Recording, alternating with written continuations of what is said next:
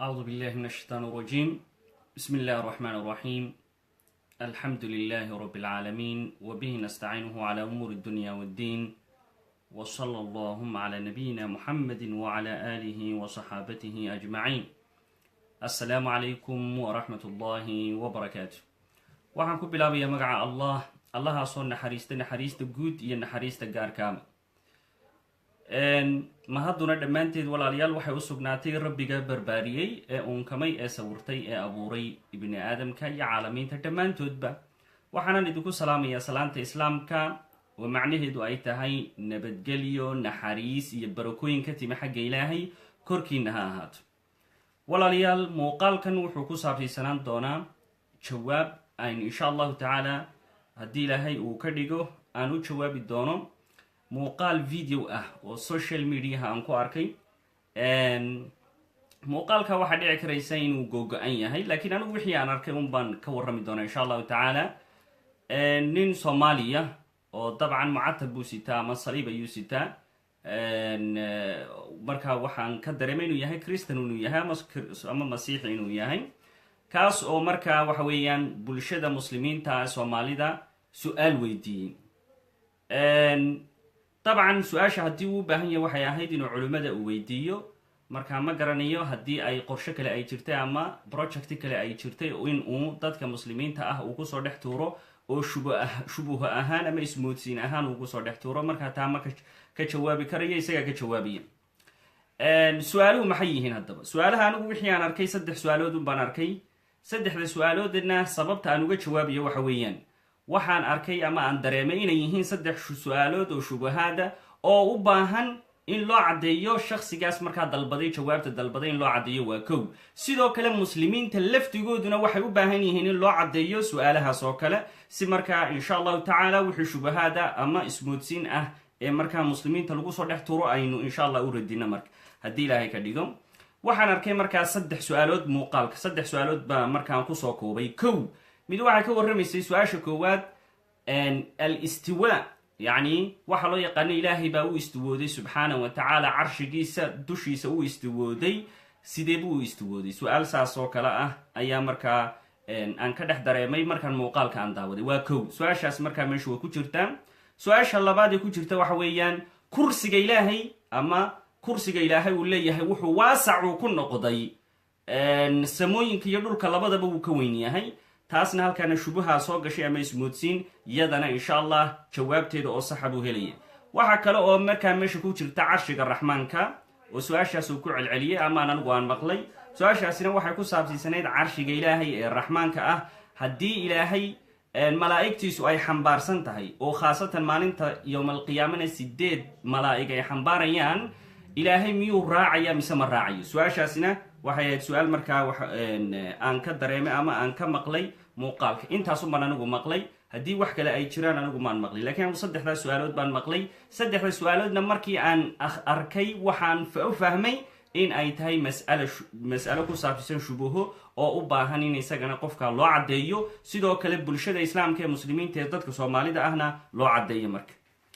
waxaan ku horeynayaa markaa su-aasha ku saabsiisan istiwaa, ama waxa weeyaan ilaahay baa wuxuu u istiwooday carshigiisa korkiisa ayuu u istiwooday. su-aashaasaan ku horeynaya, kuwa kalena waanu imanaya insha allahu tacaala. horta alistiwaau,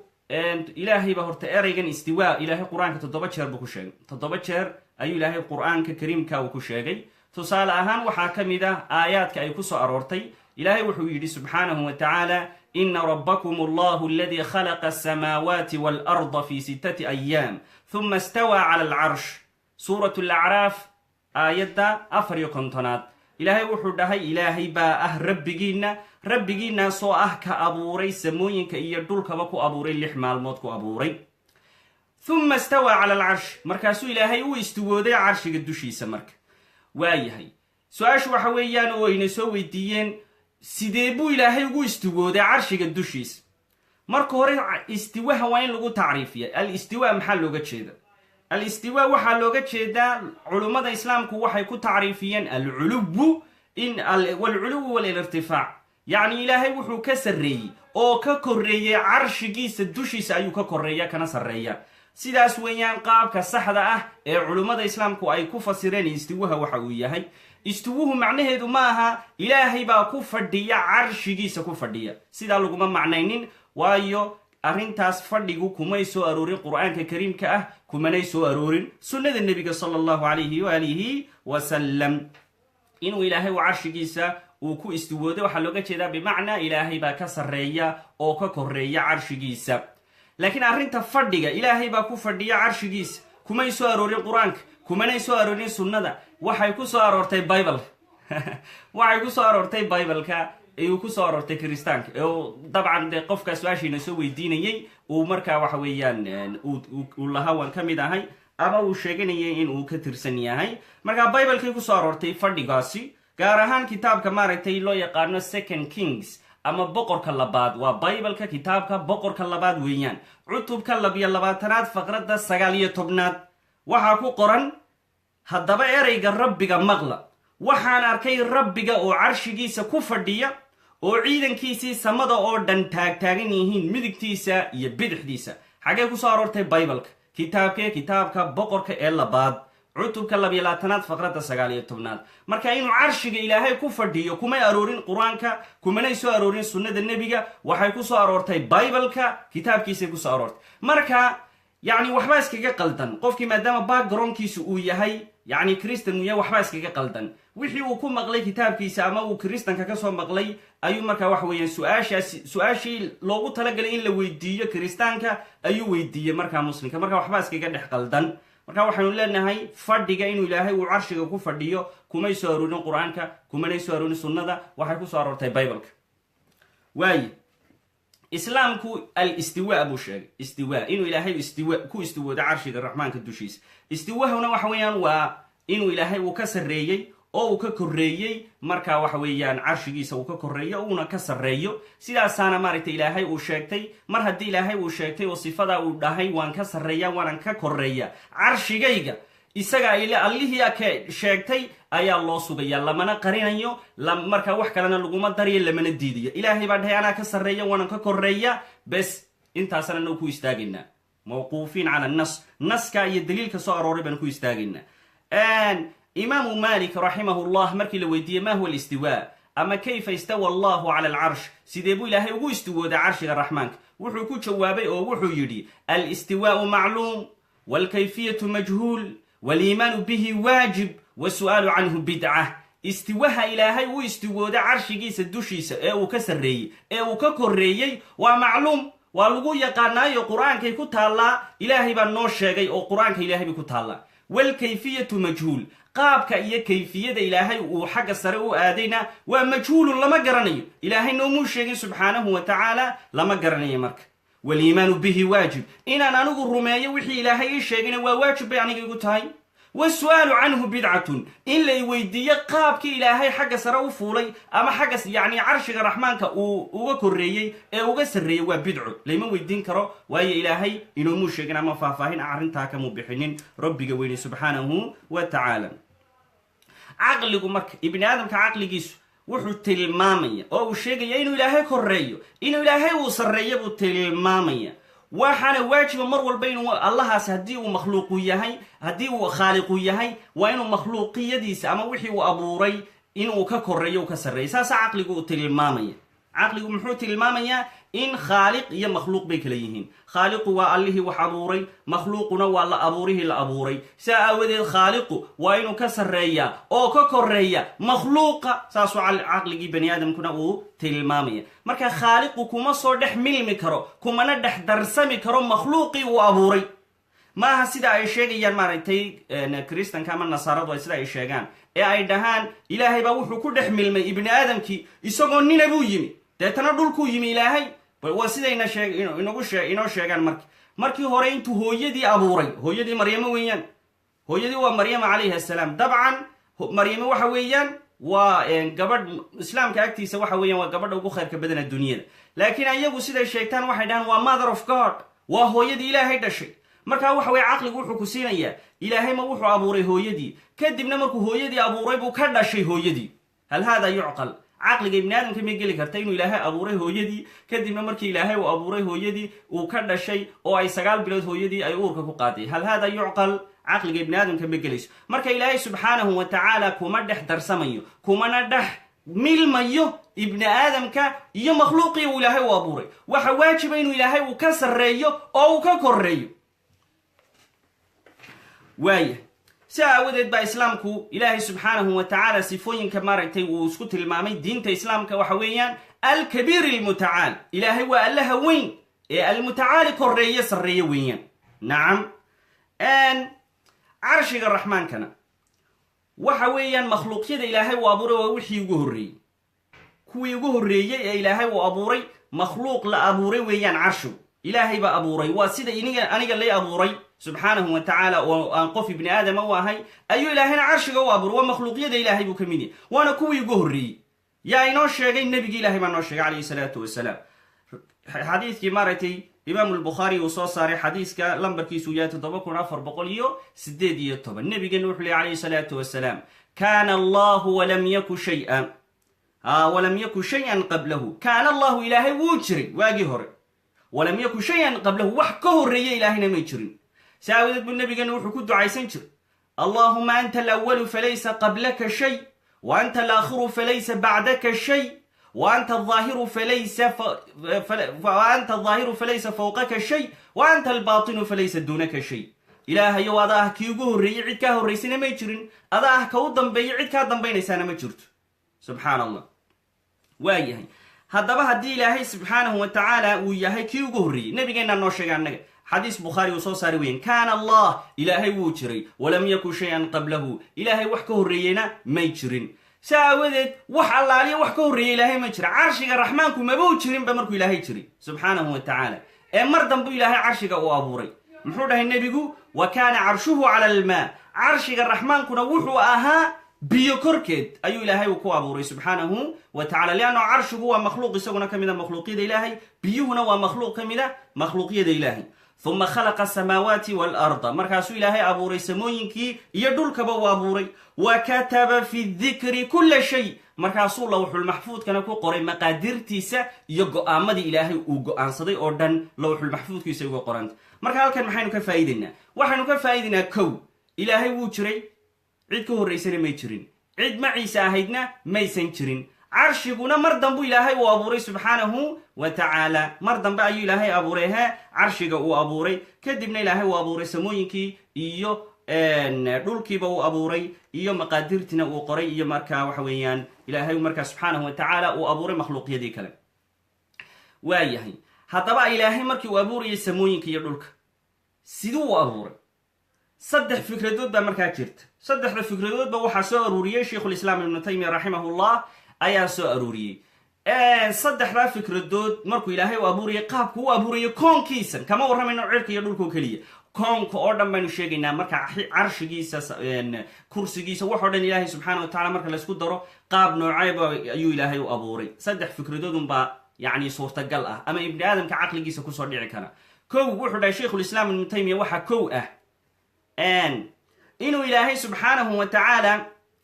uu khalqigiisa abuuray isagoo dibadda ka ah ilaahay oo dibadda ka ah oo ka baxsan ayuu khalqigiisu abuuray kadibna ilaahay wuu soo dhex galay khalqigiisa taasi waa fikrad meesha taalla laakiin ma sax baa mise waa qalad waayo ilaahay makhluuqiisa ma soo dhex galo kumana dhex milmo mana soo dhex gala makhluuqyadiisa laakiin waa fikrad meesha taalla fikraddii markaa midna qalad bay noqonaysaa midna sax bay noqonaysa saddexda fikradood labana waa qalad midna waa sax markaad labada qaladkaan idiin soo horraysiiyo mid waxa weeyaan fikradda marka ilaahay uu abuurayo koonka waxa suurtagal ah inuu ilaahay koonka uu dibadda uu ka ahaa dabadeedna uu ilaahay u abuuray koonkii kadibna uu soo dhex galay taas waa qalad waaye waxa kaloo iyaduna fikrad kaloo meesha taalla ah ilaahay markii hore koonkiisan buu ku dhex jiray markuu ku dhex jiray buu ka dhex baxay markaa taasina waa fikradda labaad taasina waa qalad ta saxda ahi waxa weeyaan ilaahay koonka markuu abuuray wuu ka baxsanaa ilaa iyo haddana wuu ka baxsan yahay muu soo dhex gelin koonkiisi makhluuqaadkiisi subxaan allah ilaahay subxaanahu wa tacaala koonkiisa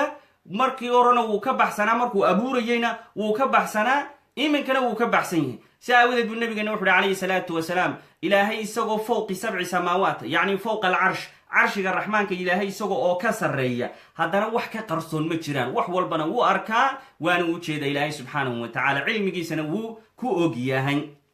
nacam, marka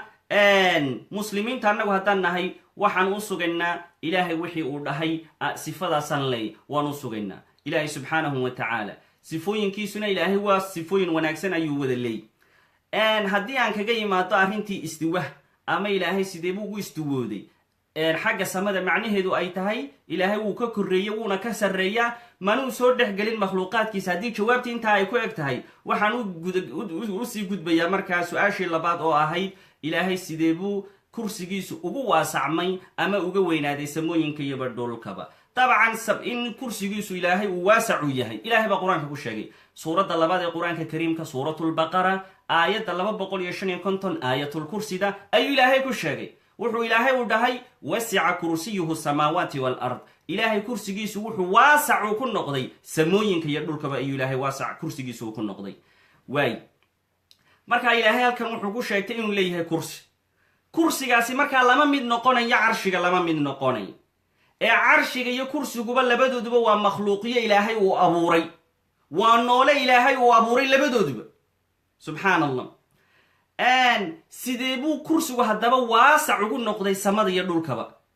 jawaabtaas yaa bixiyey nebigii ilaahay baa bixiyey sala allahu calayhi waalihi wasalam. nebigii baa ka jawaabayay can ibnu mascuud. xadiidkan maaragtay ibnu mascuud baa soo warinay radia allahu canhu. wuxuu dhahay ibnu mascuud bayna asamaai dunya walatii taliiha 500 caam, samadan adduunyada iyo samada labaad ee ku xigta waxa u dhexaysa 500 oo sannadood meel loo socdo. waa kow. waaya wa bayna kulli samaa'in 500 caam, samo kastaaba samada kale intay u jirto waa 500 oo sannadood meel loo socdo. wa bayna samaa'i saabicati waalkursiyi 500 caam, samada toddobaad iyo inta kursiga loo soconayana waa 500 oo sannadood. wa bayna alkursiyi waalmaa 500 caam, kursiga ilaahay iyo biyaha oo bad weyn ba ah halkaa waxa loo socdaa 500 oo sannadood. waaya waalcarshu fawqa almaa, carshiga ilaahayna wuxuu ka sarreeyaa biyaha. wallaahu fawqa alcarshi, ilaahayna carshiguu ka korreeyaayoo kasii sarreeya. waayahay laa yakhfaa calayhi shayun min acmaalikum, camallada aad qabataanna ilaahay waxba kama qarsoona. isagoo carshiga dushiisa ilaahay subxaana wa tacaala uu ka sarreeyo, haddana camallada aad qabanaysaan wax ka qarsoon ilaahay ma jiro. saasuu dhahay nebigu calayhi salaatu wasalaam. xadiidkan waxaa soo saaray markaa ibnu khusayma raximahullah ayaa soo saaray kitaabka tawxiid bogga 105 waxaana saxiixiyey ibnulqayim iyo imaamu dahabi raximahumullah. marka waxa xadiidkan aynu ka faa'iidaynaa, xadiiskan waxaynu ka faa'idaynaa dhowr qodob. kow, samadu siday u weyn tahay oo u ballaarhanta, iyo laba, samadu midba samada kale inta ay isu jiraan sida ay u weyn tahay. waxaa kaloo aynu ka faa'iidaynaa kursiga ilaahay siduu isaguna uu waasica u yahay, oo xadiis kaleba wuxuu tilmaamayaa in 7 samo iyo 7 dhulba marka la ysku daro waxay kursiga ilaahay uga dhigmayaan kafalaa, yacni ka xalqatin mulqaatin bifalaa, yacni shilin yar oo lagu tuuray dhul saxaro ah. waa 7 dhul iyo 7 cir ayaa kursiga ilaahay waxay uga dhigmaan, yacni waxay uga dhigmayaan shilin yar oo lagu tuuray meel saxaro ah lagu tuuray. waay halkaa markaa waxayna tusinaysaa kursiga ilaahay siduu u wen yahay subxaanahu wa tacaala. waayahay waxaan kaloon xadiidka ka faa'iidaynaa in carshiga ilaahayna uu yahay ka ugu wada weyn makhluuqaadkiisa, oo xadiid kale wuxuu tilmaamayaa in kursigii sidaa u weynaa uu la mid yahay shilin yar oo lagu tuuray saxaraha lagu tuuray uu uga mid yahay carshiga ilaahay.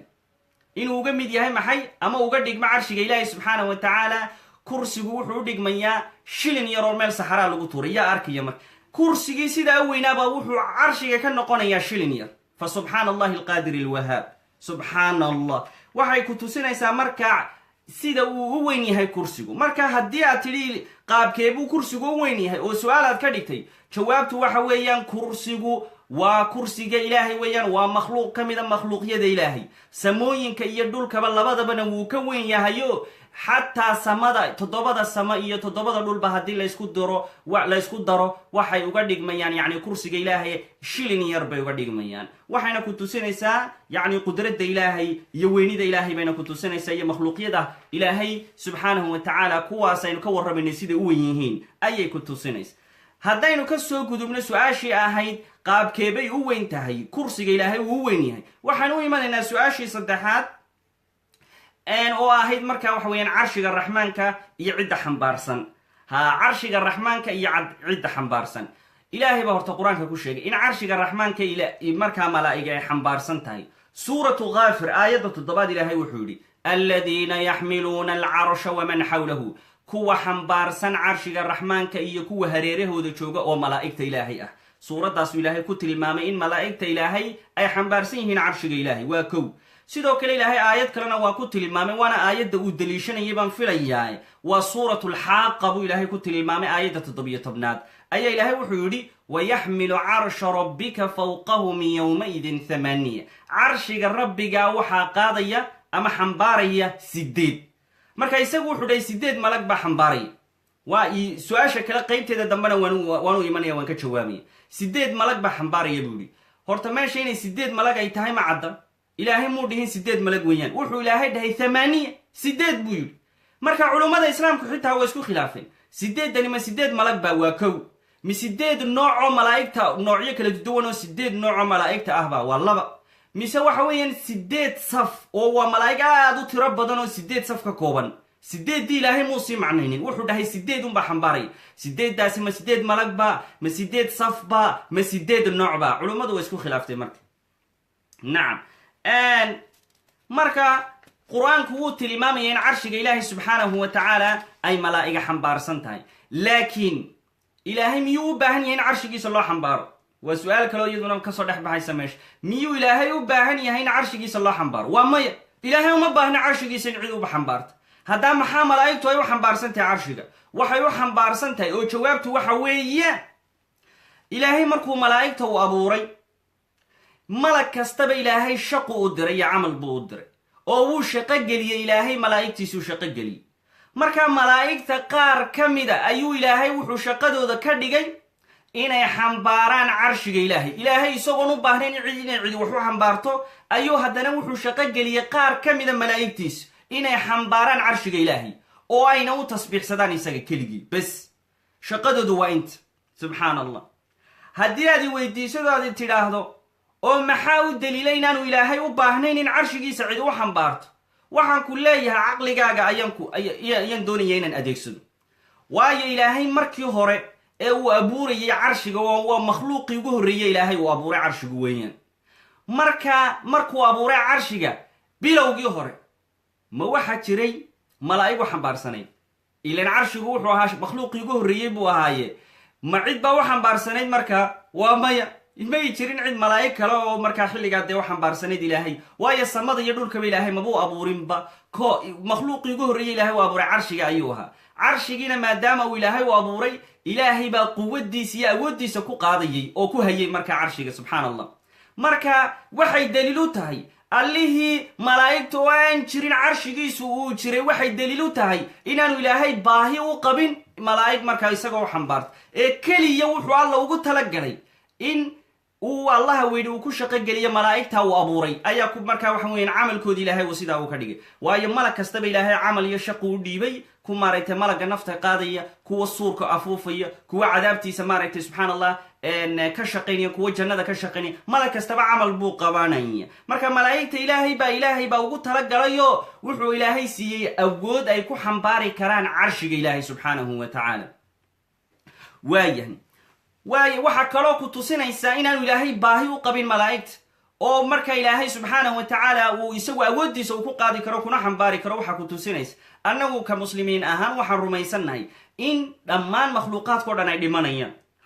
way dhimanayaan. ilaahay baa qur-aanka wuxuu ku dhahay kullu nafsin daa'iqatu lmowt, naf kastaaba geerida way dhadhaminaysa. kullu shayin haalikun ilaa wajha, shay kastaaba wuu halaagsamaya, waa dhammaanaya.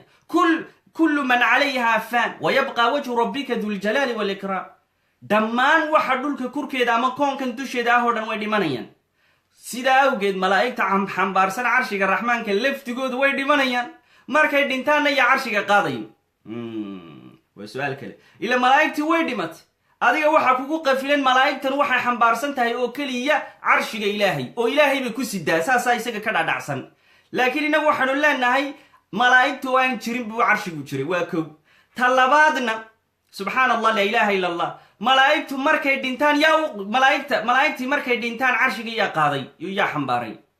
subxaan allah ilaahay awooddiisa markaa wax weeyaan qaaday oo xambaartay malaa'igtuna ilaahay awooddiisa ayay ku xambaarsan yihiin iyo ogolaanshaha iyo idan dalbashada ilaahay bay ku qaadeen oo ilaahay baa siiyey awoodda subxaan allah marka ilaahay uma baahna carshigiisa cid u qaada ama u xambaarta ilaahay uma baahna subxaanahu wa tacaala laakiin waa shaqogelin ilaahay uu shaqogeliye malaa'igta ilaahay subxaanahu wa tacaala tusaale kaleo ka fiican oo ka soo dhow baan ku sinaya inaanu ilaahay cid u xambaarto koonkiisa aan u baahnayn waxaa ka mid a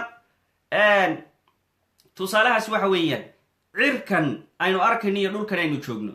oo aynu nool nahay yaa xambaarsan ma malaa'ig baa iyagana xambaarsan ila dhulku waa kubad dhulku maaragtay waa kubad meel hawaa buu iska yaallaa meel buu iska laalaada xaggan ka hoosaysa waa hawo oo xidigaa ka xiga xagganna xidiga iyo dayax iyo qorax ayaa ka xiga waa kubadda halkaa taalla yaa xambaarsan dhulkan bal noo sheega sidoo kale samada laftigeeda yaa u diiday inay ku soo dhacdo dhulka ay ku soo dhacdo yaa u diiday ila waa su-aal kaloo iyaduna cajiibe waxaanu leenahay ilaahay baa ah ka xambaaray ee awooddiisa ku qaaday ee ku haya dhulkan iyo samadan ilaahay baana ah ka samada ka haya subxaan allah ka haya inay samadu dhulka ay ku soo dhacdo wuxuu ilaahay leeyahy subxaanahu wa tacala isagoo qur-aankiisa inooga warramay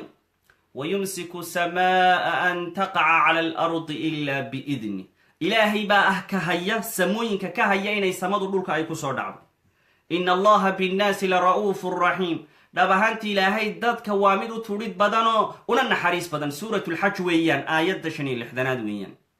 waxaa kaloo ilaahay uu qur-aankiisa uu ku dhahay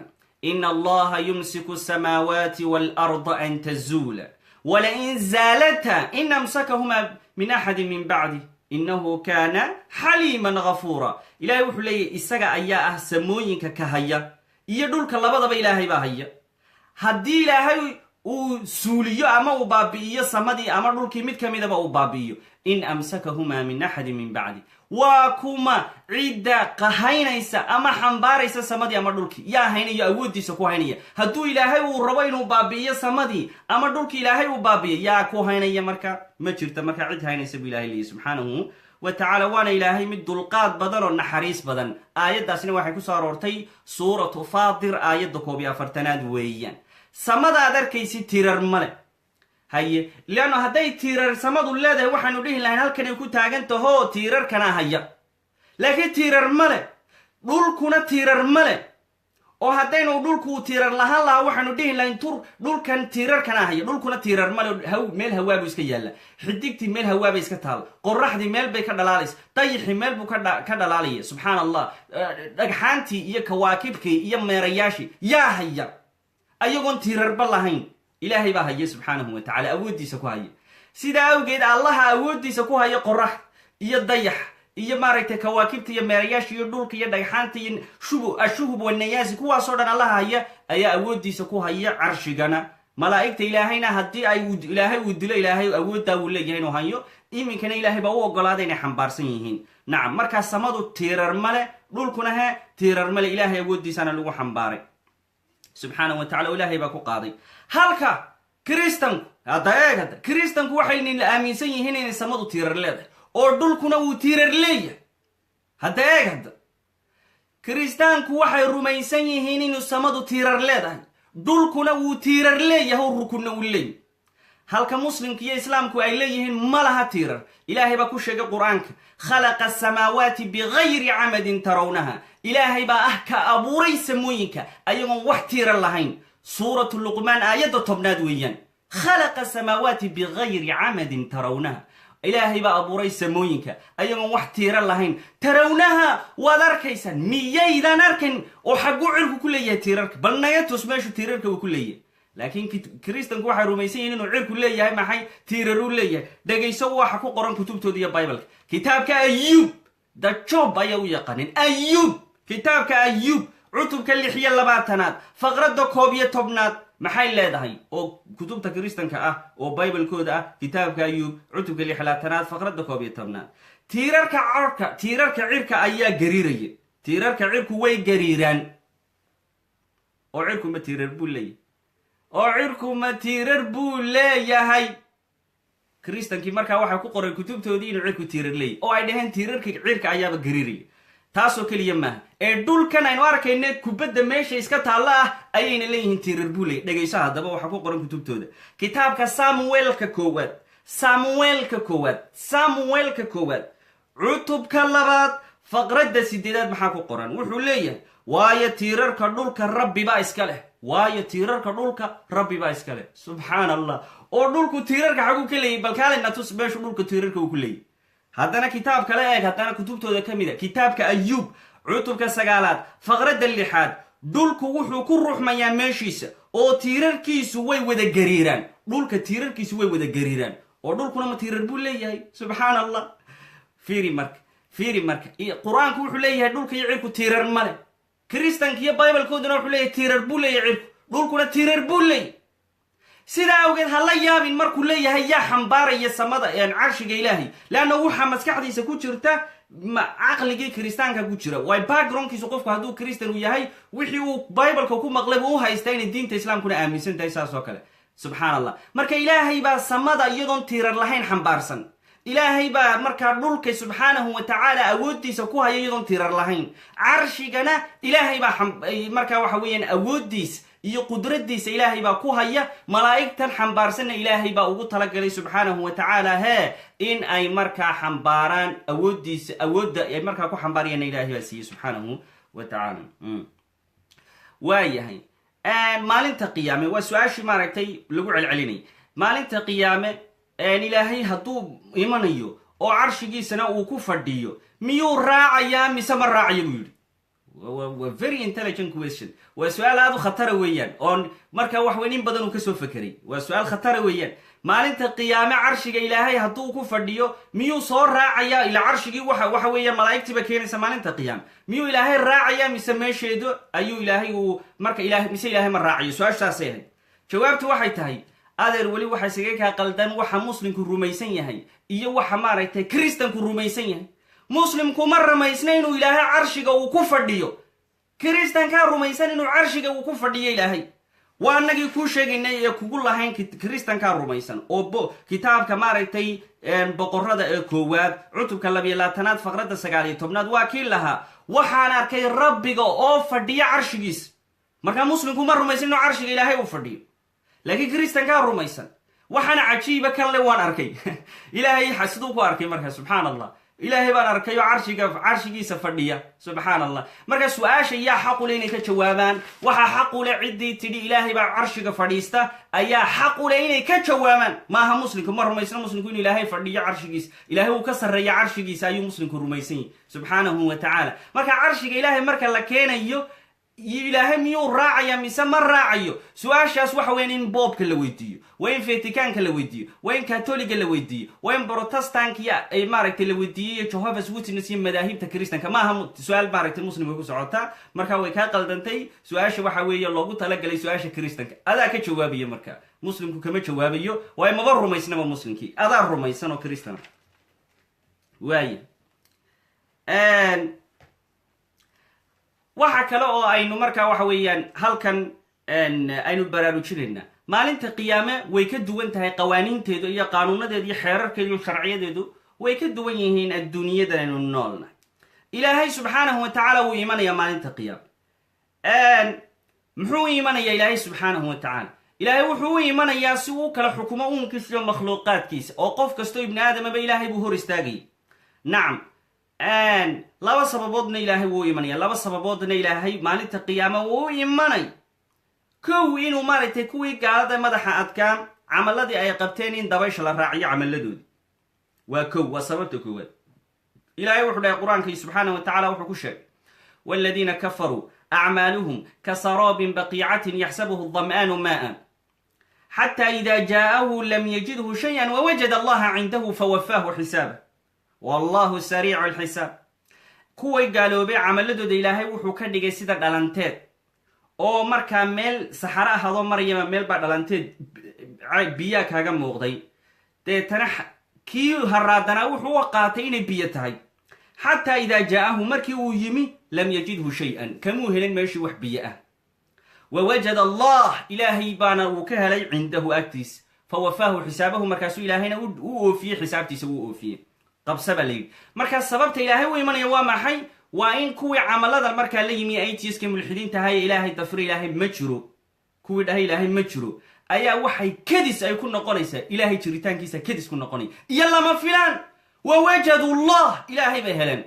khalaas fawafaahu xisaabahu markaasuu ilaahayna xisaabtoodii afka ka geliyay qabso wallahu sariicu lxisaab ilaahayna xisaabtiisu waa degdeg badanta qabso baa layidhi marka asbaabta keenaysa inuu ilaahay yimaado waa maxay inuu gaalada ku abaalmariyo wixii maaragtay ay kasbadeen inuu ku abaalmariyo sababta labaadna waxa weeyaan muslimiinta iyo mu'miniinta kuwa ilaahay rumeeyey subxaanahu wa tacaala in ayagana jannada la geliyo darteed ayuu ilaahay maalinta qiyaamo u imanaya markaasuu ilaahay wuxuu dhahay qur-aankiisa uu ku sheegay subxaanahu wa tacaala in allaha yudkhilu aladiina aamanuu wacamiluu saalixaati jannatin tajri min taxtiha lannahaar dhab ahaantii ilaahay baa ah ka gelinaya kuwa muuminiinta ilaahay rumeeyey camalka saalixa wanaagsanee la yimi jannooyin ay soconayso qulqulayso hoosteeda webiyayaalkii suuratulxaj bay ku soo aroortay aayadda 13aad weeyaan markaa sababta ilaahay uu imanayo waa maxay waa inuu uunkiisa uu kala xukumo oo maaragtay makhluuqaadkiisa uu kala xukumo qof walba wixii uu kasbaday inuu ilaahay u siiyo subxaanahu wa tacaala waay su-aasha markaa meesha imanaysaa waxa weeyaan oo dabcan in badan maskaxdiina ku jirta siduu ilaahay u imanaya kayfiyadda noo sheega siduu ilaahay u imanaya leanno isaga waa keena lahaa carshigaa lagu soo xambaarayaa oo iyagu fikraddii ay rumaysnaayeen weeyaan inuu ilaahay oo carshigiisa uu fadhiisto waa fikraddii iyagu rumaysnaayeen laakiin ilaahay siduu u imanaya islaamka agtiisa markaa maalinta qiyaame hadduu ilaahay u imanaya subxaanahu wa tacaala ilaahay wuxuu u imanayaa imaansho u qalma isaga oo u cuntamo oo ku habboon oo u gaara ma aha imaanshahan anigu imanaya ama makhluuq kale uu yimaado siduu u yimaado kale uma imanaya ilaahay subxaanahu wa tacaala ilaahay wuxuu u imanayaa imaansho u gaara oo u cuntama oo u qalma oo u gaara oo ku habboon buu ku imanaya rabbiga weyni subxaanahu wa tacaala warkaasuu ilaahay wuxuu dhahay isagoo inoo caddaynayo inuu imanayo maalinta qiyaamaha oo dadka maaragtay u kala gar qaadayo ayuu ilaahay wuxuu yidhi wajaaa rabbuka waalmalaku safan safa wajaaa waxaa yimi rabbuka rabbigaabaa yimi marka ha ta'wiilinin sidaa ilaahay uu sheegtay uu yidhi waan imanaya u imanaya laakiin siduu ku imanaya si u gaara si u cuntanta u qalanta oo ku habboon oo u gaara rabbiga weyn subxaanahu wa tacaala suuratulfajri weeyaan aayadda 22aad waxaa kaloo ilaahay qur-aankiisa ugu sheegay suuratulbaqara suuradda labaad ee qur-aanka kariimka ayuu ilaahay wuxuu ku yidhi هل ينظرون إلا أن يأتيهم الله في ظلل من الغمام والملائكة وقضي الأمر وإلى الله ترجع الأمور سورة البقرة ويان آيات الله بقول يتبناد ويان ما وحي سوغا ينبو إلهي انت اوكا إيمانيا إلهي وإيمانيا إلهي بعدها هو إيمانيا مركا إلهي وإيمانيا قاب كيبو كو إيمانيا قابو غارا سيو غارا أو عنتنتو أو قلنتبو كو إيمانيا qawaaniinta iyo xeerarka adduunyada jirta iminka iyo maalinta qiyaame xeerarka iyo qawaaniinta jiraysa iyo asbaabta jirta way ka duwan tahay sidoo kale dhulkan iyo cirkan aan arkayno layskama soo saaraya dhul kale iyo samo kale waa la ku bedelaya yawma tubaddalu al-ardu ghayra al-ardi was-samaawaat wa barazu lillahi al-waahid al-qahhar maalinta ilaahay ku bedelayo dhulkan dhul kale samadana uu ku bedelaya samo kale marka ilaahay sama kale uu abuuraya dhul kalena uu abuuraya meel kale ilaahay naga soo saaraya subhanahu wa ta'ala oo dhul kale ah marka ilaahay uu imanaya qaabkee buu imanaya si u gaarabuu imanaya oo maaragtay u cuntanta oo u qalanta oo maaragtay aan la mid ahayn makhluuqiyadiisa waayo makhluuq sifada ilaahay iyo sifada makhluuq way kala duwan tahay ilaahay baa wuxuu nagu sheegay suuratu shura aayadda 11 wuxuu ilaahay uu yidhi laysa kamithlihi shay'un wa huwa as-samii'u al-basiir ilaahay wuxuu dhigmaa ma jiraan wuxuu qalma ma jiraan la jirkiisa wax ahi ma jiraan waana maqlaha maqal wax walba wuu maqlaa wuuna arkaa wax walba wuu arkaa cilmigiisu ayuu wax walba ku garanayaa araggiisa iyo maqalkiisana ilaahay wuu leeyahay marka maqalka ilaahay lama mid aha maqalkayga iyo anigu intaan maqlo maya wuu ka duwan tahay subxaana allah la ilaaha illa allah way ka duwan tahay waayo ani maqalkaygu wuu xadidanya ilaahay araggayga yaa ilaahay araggiisu ma isku mid ba maya araggaygu wuu xadidan yahay ilaahay araggiisuna ma xadidna waa arag u gaara ilaahay oo u cuntamo u qalma weeyaan wax la midana ma jiraan wax u dhigmana ma jiraan sidaasuu ilaahay ku sheegay suuratu shuura aayadda 11 sidoo kale suuratu likhlaas suuradda 112 ee qur-aanka kariimka aayadda 4 ilaahay muxuu yidhi walam yakun lahu kufuwan axadun ma jiro ilaahay cid kufu ah yaa kufu ah ilaahay subxaanahu wa tacaala maba jiro ilaahay cid kufu ah subxaan allah marka mar haddii ilaahay aanay jirin cid kufu ah oo u dhiganta oo u qalanta oo la mid ahiba aanay jirin sideebaad u sawiran kartaa oo maskaxdaada u soo gelin kartaa ilaahay qaabka noocaasuu ku imanaya maba la keeni karo waayo wax u dhigmaba ma jiraan oo wax la midaba ma jiraan kullu maa khalaa bibaalika faallahu khilaafa dalik wax allaale iyo wixii maskaxdaada ku soo dhaca oo aad istidhaahdid ilaahay saasuu egyahay faallahu khilaafa dalik ilaahay uu ka duwan yahay wax allaale iyo wixii maskaxda ibni aadam ku soo dhaca oo uu isdhaho ilaahay sidan sifadiisu waa sidan ilaahay wuu ka duwan yahay waayo ibni aadamku anigu waxaan wax ku qiyaasi karaa oo halbeeg aan wax ku cabiraya uu yahay waxa weeyaan waa wixii aan arkay ama maqlay ama aan akhriyey weeyaan mar haddii ilaahay wax la midaba aanu jirin sideeba markaa ilaahay aan u sawiran karaa maba sawiran kara markaa wax allaaliyo wixii maskaxdayda kusoo dhaco dhan ilaahay wuu ka duwan yahay subxaanahu wa tacaala waanu maaragtay ka khilaafsan yahay marka nacam annagu sidaasaan rumaysanay inuu ilaahay subxaanahu wa tacaala uu cid walba uu ka duwan yahay laakiin kuwa nasaarada iyo kristanka ayaa ilaahay way shabaheenoo nin bay ka dhigeenoo ibni aadam bay ka dhigeen subxaan allah markaasay waxay dhaheen ciisena wuxuu fadhiyaa gacanta midig ee ilaahay gacanta midig ee ilaahay maxaa keenay su-aashan ah inuu ilaahay carshiga soo raacayo iyo ma soo raacayo maxaa keenay fahniminka sababtoo ah kristankaa rumaysan inuu ciise uu fadhiyo gacanta ilaahay iyo midigta uu fadhiyo xaggay ku qoranta kutubtooday ku qoranta book of act soomaalidu markay turjumeen waxay u turjunteen subxaan allah waxay u turjunteen kitaabka magaciisa waxa la dhaha fariimaha rasuul cutubka 7 faqradda 55 muxuu yidhi wuxuu dhahay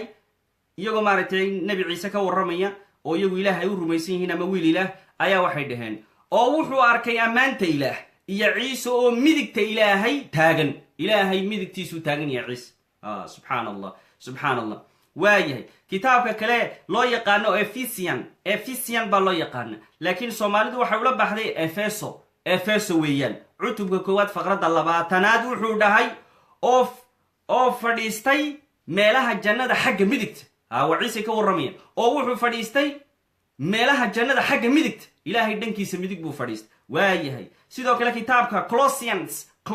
soomaaliduna ula baxday colosey cutubka 3 faqradda 1 maxay ku dhaheen meesha masiixu uu joogo isagoo fadhiya midigta ilaahay subxaan allah marka eeg mar walba waxay ka dhigeen ciise ilaah bay ka rumaysan inuu ilaah yahay ilaahay inuu fadhiyo oo taagan yahayo subxaan allah waxaasay ka rumaysan yihiin subxaan allah marka ilaahay wuxuu fadhiyaa maxay ciise wuxuu fadhiyaa midigta ilaahay haye ama wuu taagan yahay nacuudu billah waaye marka maxaas mushkiladda haysata waa maxay mushkiladda haysata waxa weyn ilaahay bay shabaheen oo nin bay ka dhigeen nacuudu billah insaan bay ka dhigeen insaankaasoo fadhiisanaya oo istaagaya oo jidhka ibni aadamka soo qaadanaya oo dhulka imanaya fa subxaana allahi culuwan kabiira ilaahayna subxaanahu wa tacaala allahu culuwan kabiira ilaahayna wuu ka sarreeyaa waxay sheegayaan nasaaradu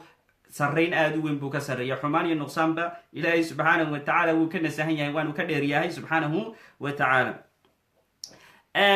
maadaama haddaba ayna weydiiyeen subxaan allah maadaama ayna weydiiyeen su-aalihii maaragtay insha allahu tacaala wixii ilaahay naga fahansiiya inu ka jawaabnay ayagana waa in la weydiiya su-aalo soo maa subxaan allah si maaragtay ay usoo hanuunaan haddii ilaahay subxaana wa tacala hanuunka ula doono marka su-aalahan weydiinayna waxa weeyaan qof kasta oo kristan ah oo maaragtay masiixi sheegtay ama nasraani sheegtay waxa weeyaan waa inay calaamada ka muuqdaan inuu run aad noo sheegaysid iyo inaad been noo sheegaysid kala garan mayno waa inay calaamada kaa muuqdaan sign iyo calaamado waa inay kaa muuqdaan ilan waxaa la rabaa inaad iimaanka aad iimaansan tahay masiixiyadaadu waa inuu bannaanka yaallo calaamadahaasi ay kaa muuqdaan haye calaamadaha ka muuqanaya ee la yidhi calaamadaha ka muuqanaya masiixiyiinta dhabta ahna bibalekooday ku qorantay xaggay kaga qorantay kitaabka marcus injiil marcus gospel of marcus gospelka ama injiilka la ydhahda marcus cutubka 16 faqradda 17 ilaa 18 calaamadaha ka muuqanaya kristanka ee aynu ka rabno inay ka muuqdaan ayaa lagu sheegay maxaa ka mid a calaamadahaas waxay dhiheen sidanay dhaheen marka calaamadooyinka ayaa la socon doona kuwa rumaysta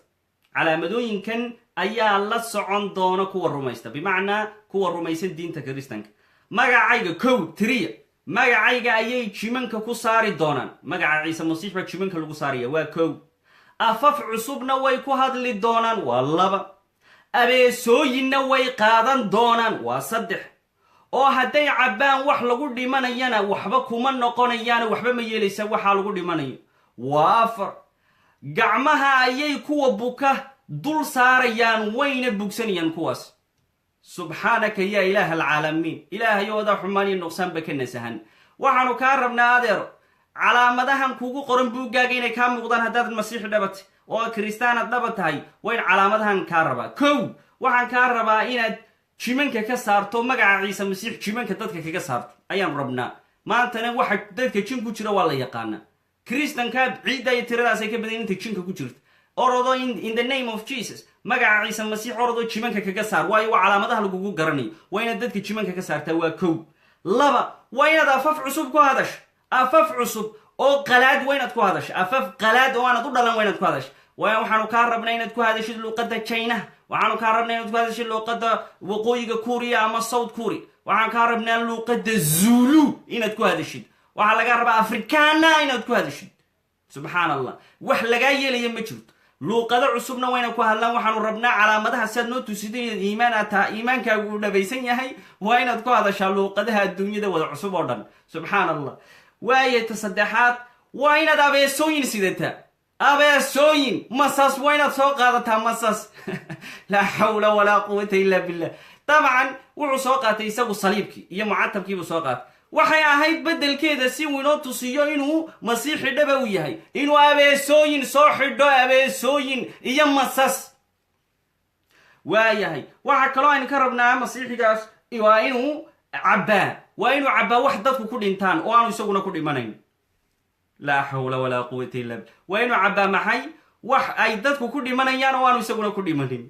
khalaas subxaan allah waayahay waxaan kaloo aynu ka rabnaa inuu dadka buka intuu gacantiisa saa u saaro inay wada boodaan dadka mid kansar qabaan kuu keenayaa waa inaad gacanta saa u saartaa waa inuu haadaa mid idis qabaan kuu keenayaa waa inaad gacanta saartaa waa inuu boodaa mid maaragtay faaliguu ku dhacayo stroog baa lagu keenayaa waa inaad kaga duulshiisaa wax lagaa yeelaya ma jirto calaamadahaasaan kaa raba inaad masiixiga runtaa tahay waa inay kaa muuqdaan subxaan allah waayahay dabcan yacni calaamadahaas cid oofin karaysaa ma jirto iska dhaaf inuu isagu oofiye boobka iyo vatican boobka ama baabaha ninka dhahaan ee ugu sarreeya kristanka vaticanka ayaan wallaahi oofin karayn baan ku dhahay oo aan ku hadli karayn in luuqadahan abeesooyina ha soo xidho dadka bukana markaa gacmaha saaro ha iska bugsadaan subxaan allah ma awoodi karayaan ilaahay cid uu u fudaydiyo oo nebi ah mooyaane cid kaloo dabcan dee awoodi karaysa waxaasoo calaamadaha ay ma jirto marka nacam haddaba haddii maaragtay dhanka kale ayaanu fiirinaa insha allahu tacaala ruuxa kiristanka ah ee masiixiga ah camalada faraha badan ee uu qabanayo muxuu u qabtaa ila waa su-aal meesha taale maxaad u qabataa iminka diinta kiristanku inagu faafinay shubahaad buu inagu soo tuuray isaga iyo maaragtay dad badan oo kale oo diinta kiristanka faafiya oo in badan lagu dhaho u jawaab subxaan allah wallahi anigu ma jawaabi lahayn waxay u kalifay iminka because shubahaad bay noqoto shubahaadkaas awgeed baan u jawaabay subxaan allah laakiin su-aalaha kale yacni dabcan subxaan allah inaan u jawaabo markaa maan rabin run ahaantii laakiin shubahaad markii ay soo gashay iyo ismoodsiin darteed baan u jawaabay marka nacam marka waxaanu leenahay camaladan aad qabanaysid iyo iimaankan masiixiyadda ee lagaa helay oo maaragtay aad tidhi nasraani baan ahay ama kiristaan baan ahay nebi ciise wuu kugu diiday ma ogtahay horta in nebi ciise uu kugu diidayo dhegayso kutubtaada waxaa ku qoran kitaabka matthew waa kitaabka matthew waa injil of waxaa la dhahdaa injilu matthew gospel of matthew injiilka kitaabka la dhahda matthew cutubka 7 faqradaha 22 ilaa 23 dhegayso muxuu dhahay nebi ciise hadlaya oo iyagu ay ilaahu yaqaanaan wuxuu dhahay maalintaas qaar badan baa igu odhan doona many will say it to me and that day maalintaa qaar badan baa waxay igu dhahayaan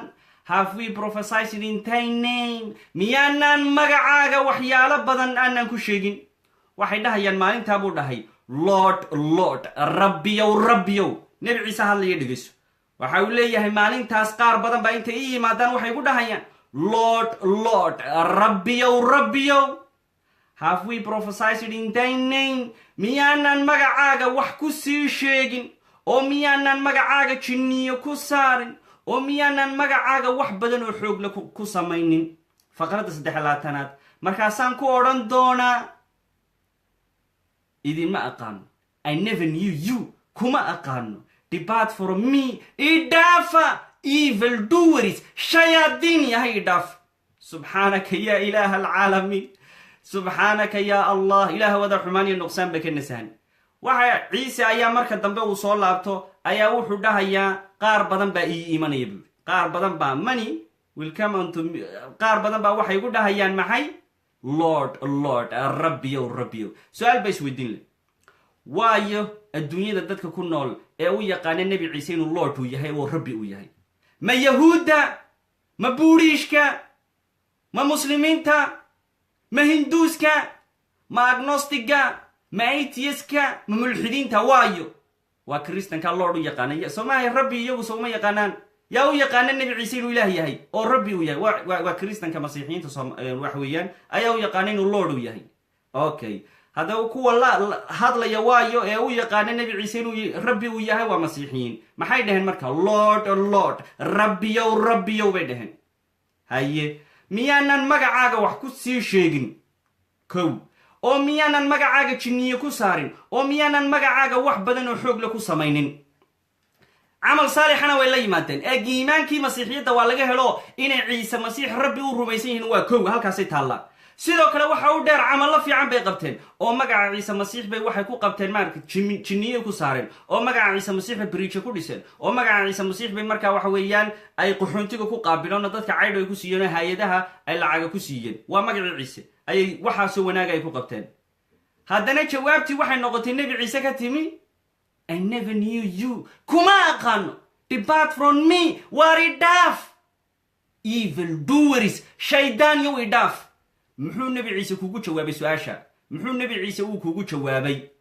ile waxaad munaafiq mad ahayn. munaafiqu waa qofka afka wax ka sheegtaan maaragtay camal wanaagsanna qaban. adu waxaad ahayd iimaankii masiixiyadda laga helay oo Lord baa tiri Rabbiyow. camal wanaagsanna waad qabato magicii ciise ayaad wax badan aad ku fulisay. deetana ciise wuxuu kugu jawaabay idhaafa, kuma aqaano, shaydaan yow idhaaf. why?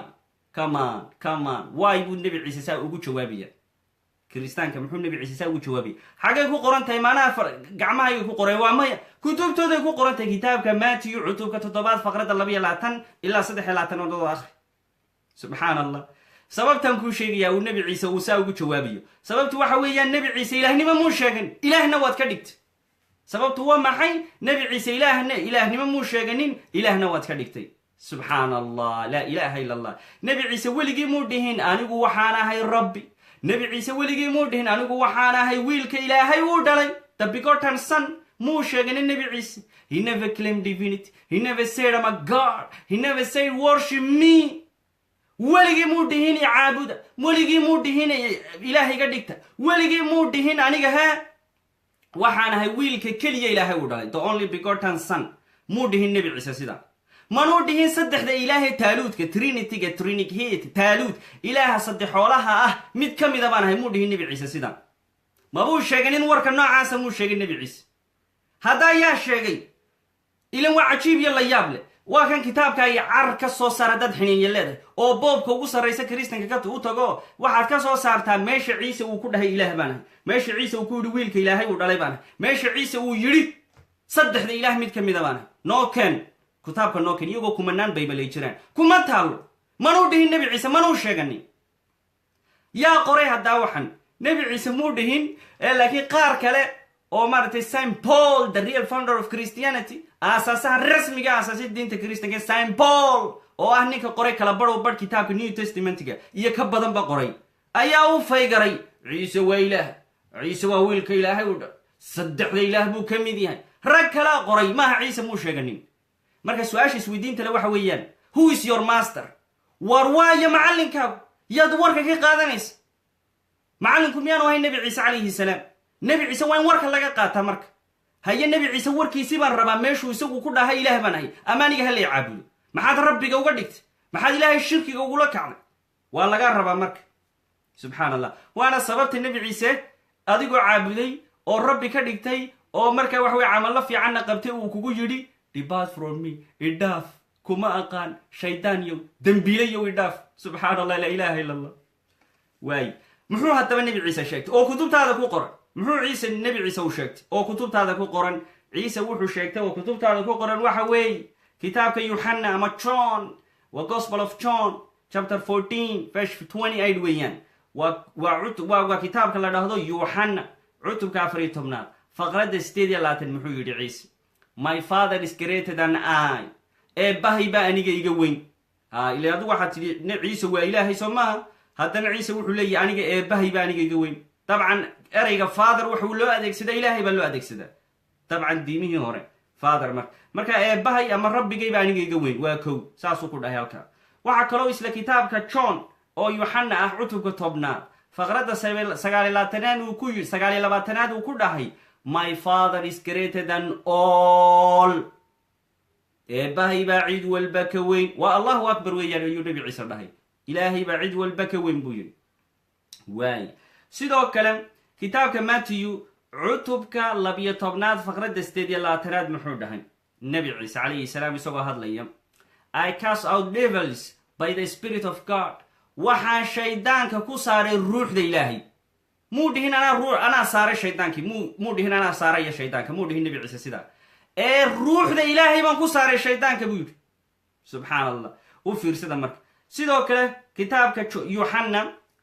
waxaan ujeedaa kitaabka luke cutubka 12 kitaabka luke ama gospel of luke ama lucas ay u yaqaanaan soomaalidu cutubka 11 faqradda 20 muxuu yidhi I with the finger of God cast out devils anigu farta ilaahay baan ku saaray shaydaanka farta ilaahay awoodda ilaahay baan ku saaray shaydaanka muu dhihin anaa awooddayda ku saaray anaa xooggayga ku saaray muu dhihin nebi ciise hadduu ilaahay yahay wuxuu dhihi lahaa anaa awooddayda ku saaray anaa xooggayga ku saaray wuxuu dhahay ruuxda ilaahay baan ku saaray shayaadiinta subxaan allah marka waxaan rabnaa inaad maskaxdiina dib aad usoo noqotaan sidoo kale wuxuu dhahay ciise markaa waxa weeyaan ereyada loo tirinaya kitaabka yuxanna gospel of john kitaabka yuxanna cutubka 5 faqradda 30 muxuu yidhi anigu naftayda waxba uma qaban karo waa ciise nebi ciise weeyaan anigu naftayda waxba uma qaban karo yaa allah bal hadda dhegaysta waxaan maqlay ayaan wax ku xukuma xukunkaygu waa xaq sababtoo ah ma doono inaan doonistayda yeelo laakiinse waa doonista eebbaha isoo diray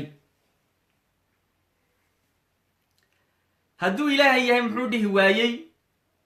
waxbaan qaban karaa nebi ciise baa wuxuu ku leeyahay anigu naftayda waxba uma qaban karo anaan naftayda waxba u qaban karayn ilaa uu ilaahay he subxaanahu watacaala wax ii qabto naftayda anigu waxba uma qaban karo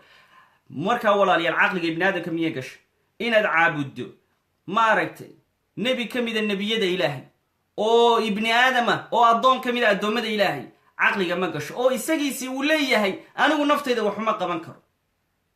oo anigu doonistayda yeeli maayo ee waa doonista eebbaha aniga isoo diray ilaaha isoo diray doonistiisa ayay wax walba noqonaysa ku leh maxaq buu leeyahay markaa nebigaas sidaa wanaagsan idinla hadlaya inaad caabudaan aad ilaahay keyrkii caabudaan ama shirki aad ka dhigataan waa maya weeyaan waa kaaf iyo kala dheeri mushkiladdu haddaa xaggay ka timi mushkiladdu waxay ka timi walaalayaal masiixiyiinta soomaalidu ma akhriyaan kutubtooda guud ahaana 99% ma akhriyaan kutubta bibleka ma akhriyaan biblku wuxuu isugu jiraa markaa waxa weeyaan wax xaqana waa ku jiraan waxyaalo badan oo khuraafaad ahina waa ku jira marka kitaabka ma akhriyaane warqado yaryar baa loo dhiibaa peace and love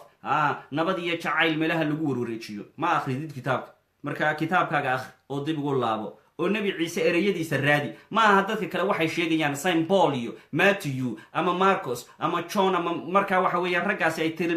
tirinayaan warkooda ka bax waayo kuwaasi masterka maaha macallimiinta iyagu macallinka wax laga qaadanaya waa ciise hadalkiisa dhegayso ciise waa muslim waa kaas maantaba wuxuu ku leeyahay markaa waxa weeyaan ilaahay keligaa la ramay saas aawadeed bu ciise wuxuu leeyahay markii la weydiiye waa kuma ilaahay muxuu yidhi shamoo israaciilu adoniya elohim adoniya akhad waar dhegaysta reer bani israa'iilow rabbigay waa rabbigiinna ilaa rabbigayna waa akhad waa keligii wuxuu dabcan ku soo celiyey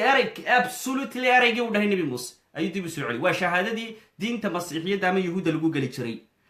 nabi muuse ayaa hadda kahor wuxuu yidhi shamo israaciilo adaniya alohimo adaniya akhad dhegaysta reer bani israa'iilow rabbigay waa rabbigiinna ilaahay waana akhad waa keligii nabi ciisena saasoo kale u dhahay nabi ciisena saasoo kale u dhahay dhegaysta waxa weeyaan rabbigiin waa rabbigay waana ilaahna waa keligii nabi maxamed miyuu qaanuunka wax ka bedelay maya wuxuu ku yidhi qul huwa allahu axad waxaad dhahdaa ilaahay waa axad waa keligii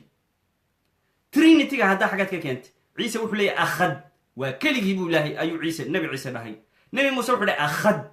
waa keligii nabi maxamed wuxuu yidhi axad waa keligii xaggaad saddexda taaluudka ka keentay xaggaad ilaaha saddexoolaha ka keentay laa xawla walaa quwata illa billah dabcan waan rabay inaan mawduuca sii dheereeyo ama aan aada u sii faahfaahiyo laakiin waxaan leeyahay walaalayaal intaasaan doonayay inaan kusoo koobo insha allahu tacaala ciddii u baahan muuqaalkan oo qoraal ah waan diyaariyey muuqaalkaan daawanaysid unbaad insha allahu tacaala commentigan soo gelin doonaa haddii ilaahay ka dhigo haddaad rabtid isagoo qoraal ah ama p d f waan idiin soo diri doonaa insha allahu tacala baarak allahu fiikum wajazakum allahu khayran waxaan leenahay walaalayaal marka haddii ay kaa dhab tahay oo aad rabto inaad su-aala dadka weydiiso culimmada weydii ama dadka ku takhasusay weydii haddii maaragtay aad rabto inaad shubahaad aad ku dhex faafisid dadkana dabcan insha allahu tacala jawaabteeda waad helaysaa mushkilad ma laha taasina haddii ilaahay ka dhigo insha allah intaasa kusoo koobiya wixii faahfaahine kale dib ugu laabo kitaabkayga la dhaho xaqiiqda kiristaanka kitaabka magaciisa waxaa la dhahdaa xaqiiqda kiristaanka waxaad ka helaysaa amazon baad ka iibsanaysa $5 meelahaasa la siiya iibso subxaan allah wax badan baad ka faa'iidaysaa sidoo kale dhanka youtube-ka waad ka heli kartaa marka waxyaala fara badan baad ka heli kartaa insha allahu tacaala oo barnaamijyo badan oo aan ka diyaarinay arrintaa jazakum allahu khayran wasalaamu calaykum waraxmat ullahi wabarakaatu